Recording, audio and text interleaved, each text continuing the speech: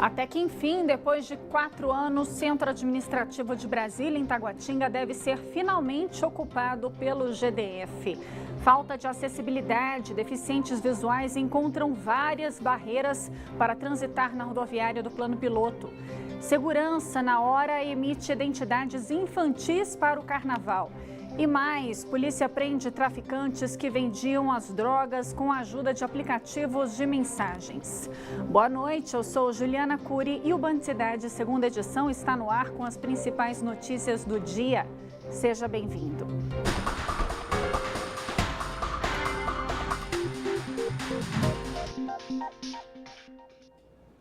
A multa por farol desligado não vale mais nas DFs. A regra foi barrada por existir confusão entre o que é pista urbana e rodovia na capital federal. No entanto, a regra continua valendo nas BRs, sob responsabilidade da Polícia Rodoviária Federal e do Departamento Nacional de Infraestrutura de Transporte. O problema é que há alguns pontos no DF em que a regra não vale. Ainda há placas alertando os motoristas, o que causa confusão. Mesmo sem valer no Distrito Federal, a chamada Lei do Farol ainda provoca confusão e dúvidas em vários motoristas. Normalmente uso sim, durante o dia. Isso por precaução, medo de tomar multa, como é que... Medo de multa. E essa confusão ainda piora por causa de placas como essa, que estão em alguns pontos da cidade. Elas alertam os motoristas que é obrigatório acender os faróis, mesmo durante o dia. Como eu já habituei, eu não ligo mais, eu não presto atenção mais nessas placas. Eu vejo muito no Lago Sul. Mas, realmente, se alguém parar para pensar, pode causar problema, sim. Em agosto do ano passado, cerca de 15 mil multas foram anuladas pela Justiça do DF e o Departamento de Estradas de Rodagem foi obrigado a devolver cerca de R$1 milhão aos motoristas. Com a lei suspensa, muitos já deixaram de ligar o farol durante o dia. Não tem esse costume não, na verdade. Ando muito pouco. Só quando eu vou pegar a estrada mesmo, se vai fazer alguma viagem assim, aí eu costumo ligar o farol. Agora, dentro da cidade, não tem esse costume, não. O objetivo da lei era trazer mais segurança aos motoristas, diminuindo os riscos de acidentes por aumentar a visibilidade. A lei continua valendo apenas nas BRs que cortam a capital. Mesmo assim, alguns motoristas preferem seguir com os faróis ligados. O tempo todo, durante o dia e durante a noite, não tem como não andar, né? Mas durante o dia, qualquer via aqui de Brasília... é farol ligado o tempo todo. Em nota, o DR esclareceu que essas placas funcionam apenas como orientação aos motoristas, já que não há regulamentação para a autuação de motoristas que passam pelas rodovias com os faróis apagados no período diurno. E muita gente já deve ter se perguntado por que os ônibus urbanos não têm cinto de segurança. A resposta está no artigo do Código de Trânsito Brasileiro, que permite que ônibus e micro-ônibus transportem passageiros em pé. Nesses casos, o uso do cinto é dispensado. A lei é criticada por quem usa o transporte público todos os dias. Passageiros em pé e sem cinto de segurança. É essa a realidade dos ônibus que fazem o transporte coletivo. Situação nada agradável e muito menos segura. Por causa de uma freada brusca, a Ruth chegou a cair dentro do ônibus. Eu caí, machuquei e a minha filha também. Então eu acho muito importante sim, porque se eu tivesse conseguido segurança, ela não tinha acontecido, eu não tinha caído, né?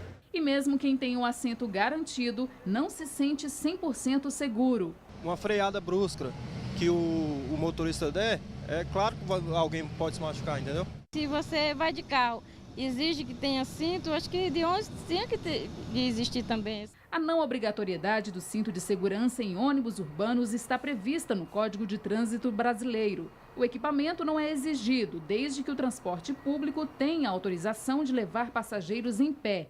O legislador entende que, pelo fato de, às vezes, a pessoa estar sentada, às vezes a pessoa está em pé no interior do veículo e o fato do motorista ter passado por um curso especial, que ele não necessita, as pessoas no interior do veículo não necessitam usar o cinto de segurança, mas somente naqueles trechos que é levantado junto à Secretaria de Mobilidade, geralmente no interior do estado ou no caso do DF, mas em alguns trechos também metropolitano, até mesmo saindo do estado, como é o caso que acontece no entorno do DF. Quem viaja diariamente em transporte público não concorda com a legislação. Ruim pra gente, até porque só o motorista tem o cinto de segurança que é obrigatório, né? E assim, pra gente é ruim, porque a gente não sabe se vai e volta para casa. É muito importante o uso do cinto, tanto para a nossa segurança e para a segurança dos companheiros também, né? Pode bater, pode dar uma freada e a pessoa vai, né? Não é isso? Machuca a coluna, machuca tudo, né? Apesar do uso do cinto ser obrigatório em viagens interestaduais, ainda falta consciência por parte dos passageiros. A PRF destaca que, em caso de acidente, o cinto evita que o passageiro seja arremessado contra partes internas do veículo, contra outros passageiros ou mesmo para fora do ônibus. A gente sabe que os motoristas, eles entram dentro do ônibus, alertam os passageiros para usar o cinto, mas muitos ignoram, né? Mas a gente sabe que numa colisão, a única proteção ali desse passageiro é o cinto de segurança. O seu Domiovíro sabe da importância do uso do cinto. Seja em viagens dentro ou fora do estado, o item de segurança é companheiro indispensável. Como é de carro pequeno e como de ônibus. Atraca aqui na cintura e pronto, vai embora, né? A vida humana é só uma que a gente tem, né? Tem que segurar, né? né? Olha, vocês se lembram do Centrad, o Centro Administrativo de Brasília, construído em Taguatinga em 2014?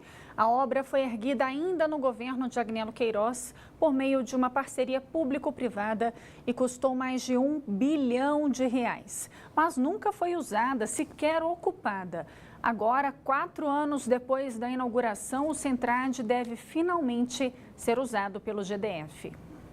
As empresas Odebrecht e Via Engenharia, que formam o consórcio responsável pelo Centro Administrativo de Brasília, e os bancos financiadores fizeram uma proposta ao GDF para que a mega estrutura seja ocupada imediatamente, até que as negociações da compra do imóvel pelo Palácio do Buriti sejam finalizadas. Nesse período, o uso do espaço não seria cobrado. O Centrad foi construído na Avenida Elmo Cerejo, em Taguatinga, e tem 14 prédios espalhados em uma área de 182 mil metros quadrados.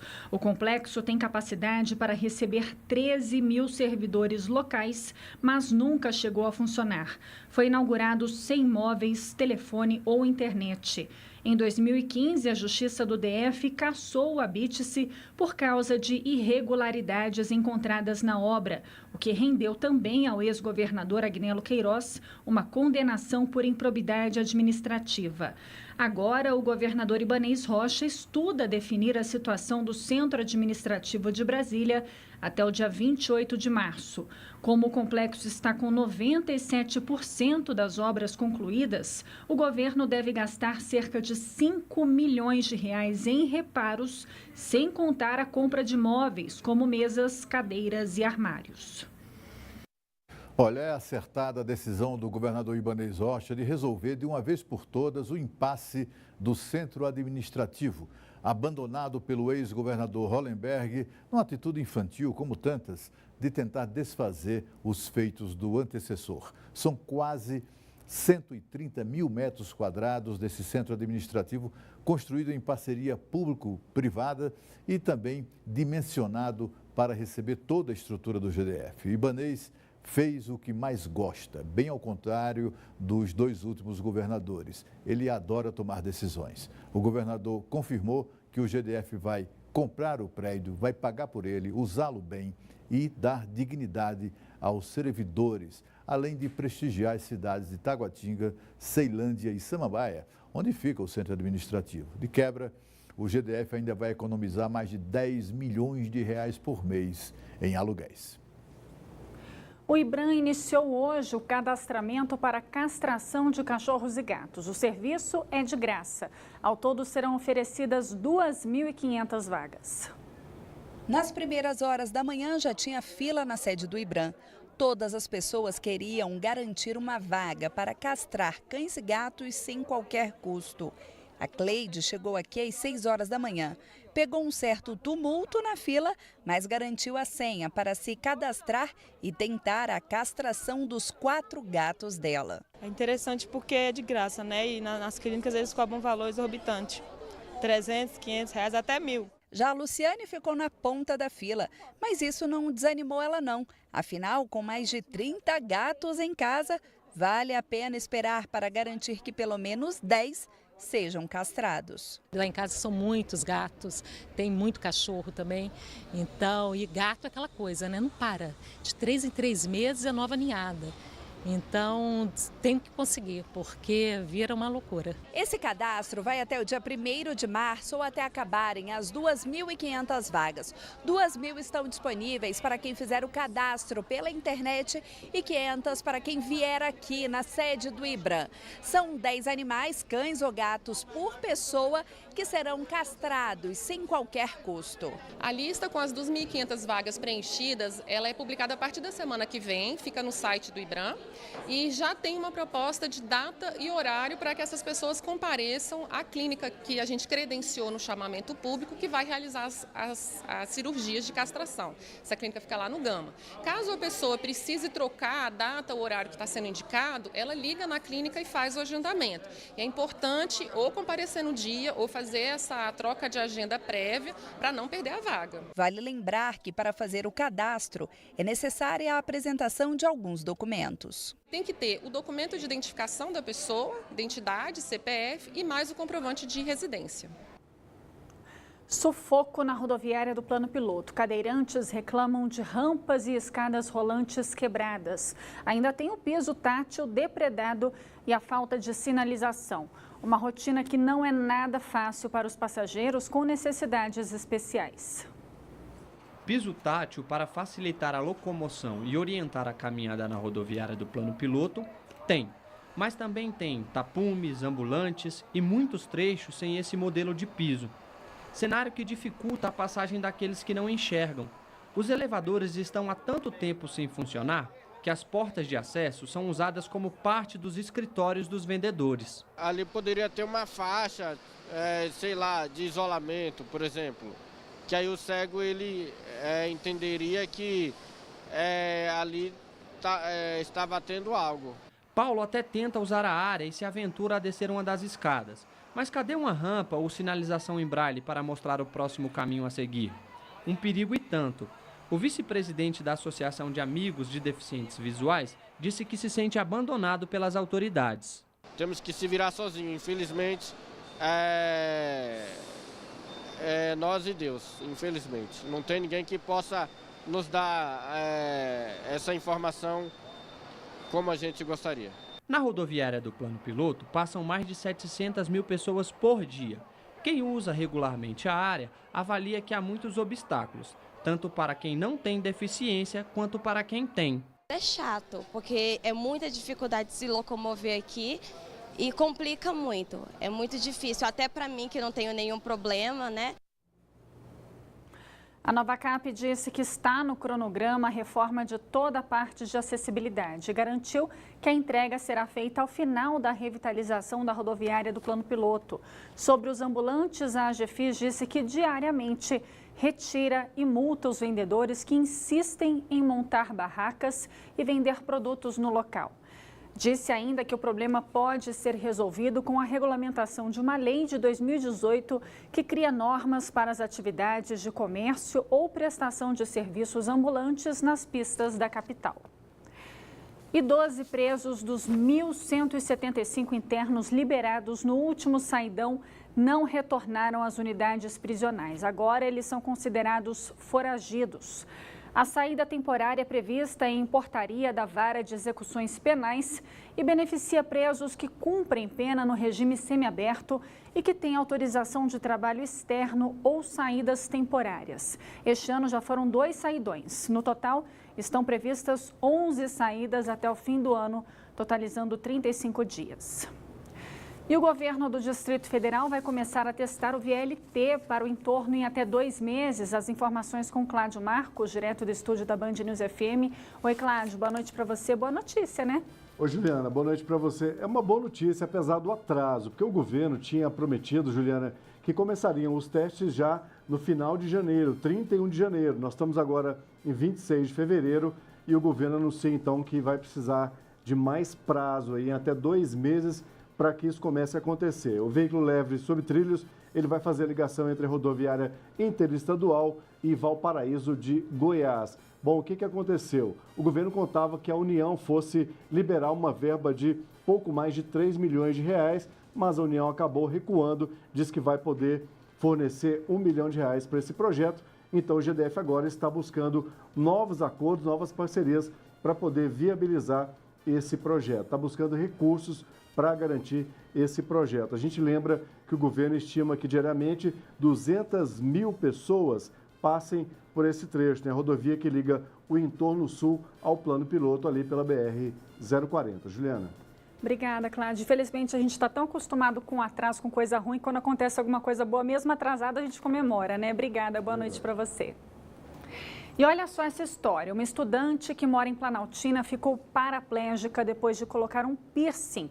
Isso mesmo, um piercing no nariz. Ela acabou infectada por uma bactéria. Em julho do ano passado, Laiane passava por um momento especial da vida dela. Estava animada com a Faculdade de Recursos Humanos e tinha acabado de conseguir um estágio na área. Mas logo depois do primeiro dia de trabalho, a jovem passou mal. E aí, tudo mudou. Na sexta-feira eu fui para um barzinho com as minhas amigas, dancei, enfim, me diverti, porque na segunda eu começava a trabalhar.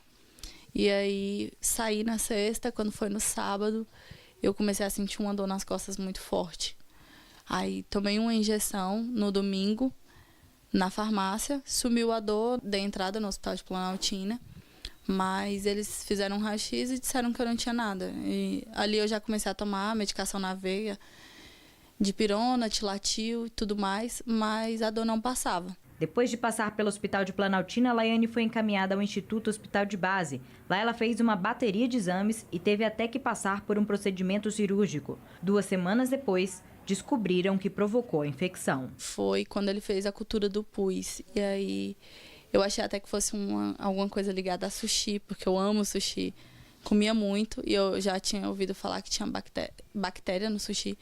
Mas não era uma bactéria de pele, chamada Staphylococcus aureus. Foi ali que a gente descobriu que a Staphylococcus aureus desenvolveu através do piercing no nariz. Laiane já sentia as pernas enfraquecidas, mas nunca imaginou que poderia ficar paraplégica. A mãe dela conta como ficou desolada quando descobriu que a filha ficaria sem os movimentos das pernas. Eu tenho um bebê de 4 meses, que eu troco fralda, eu dou banho, eu faço tudo. Apesar de tudo que aconteceu, Laiane aos poucos tenta se recuperar. Hoje ela joga basquete e handebol, voltou para a faculdade e tem seguido a rotina de treinamento no Hospital Sara Kubitschek. Além disso, a estudante tem recebido todo o apoio da família. O tio dela mudou completamente a rotina para se dedicar à sobrinha. Agora a gente tira praticamente aí 2 dias para a Laiane, né? Mas a correria é a mesma também. Laiane segue também com a esperança de que a justiça seja feita. Ela pretende denunciar o estúdio onde colocou o piercing. Eu fiquei esperando muito uma posição do rapaz que furou meu nariz, porque ele chegou a me ver várias vezes e nem falar comigo ele falou. Então, depois de conversar com muita gente, eu cheguei à conclusão e Deus tocou muito no meu coração e eu vou processar o estúdio sim. Tá certa, né? E olha, pesquisadores americanos fazem um alerta para mulheres que têm o hábito de consumir bebidas diet. Um estudo relaciona o consumo desses produtos ao maior risco de AVC e infarto após os 50 anos. Preocupada com o peso, Vanessa passou a consumir produtos diet e light aos 15 anos de idade. Hoje, esses produtos já são parte importante da alimentação da atriz. Coisa de comer, de engordar, traz muita culpa, né? Então você comprando o light, o diet, você ameniza um pouco essa culpa psicologicamente. Ter escrito no rótulo que o alimento é diet, light, fit ou zero, não garante que ele seja mais saudável. Quando o fabricante retira o açúcar, por exemplo, muitas vezes pode ter que colocar mais gordura para manter a textura e a aparência do produto. Por isso, o próprio Ministério da Saúde alerta que o consumo de produtos com ingredientes reduzidos seja feito com cautela, já que eles também são altamente processados. O anúncio do produto indica que é um produto mais natural, ou então livre de conservantes, né? E quando você vai ver nos ingredientes, não é bem o que ocorre. Não faz tanta diferença assim, o que você tira de um lado, você põe do outro. Um estudo feito pela Associação Americana do Coração sugere que mulheres com mais de 50 anos que consomem 2 ou mais bebidas adoçadas artificialmente por dia são 23% mais propensas a ter um acidente vascular cerebral e apresentam um risco 31% maior de AVC isquêmico. Além de aumentar em 29% a probabilidade de desenvolver doenças cardíacas. Pesquisas anteriores já tinham ligado o consumo de bebidas diet ao aumento de risco de demência, diabetes tipo 2, obesidade e síndromes metabólicas. Até agora, os pesquisadores não conseguiram descobrir se esse aumento nos fatores de risco se dá por causa de um adoçante específico, um tipo de bebida ou algum problema de saúde ainda não identificado. Por isso, a orientação é ficar atento. Saber que tipo de produto que você está consumindo. Não entender que por ser diet, light ou zero, que este consumo está liberado. Existe sempre uma regra que é o total de calorias que você gasta em relação ao que você come e saber quanto de calorias você está ingerindo para que esse teto não seja extrapolado e você, em vez de emagrecer, engorde. É por isso que eu já consumo logo com açúcar, embora também não seja a melhor opção, né? A seguir, na hora emite identidades infantis para o carnaval. A gente volta já já.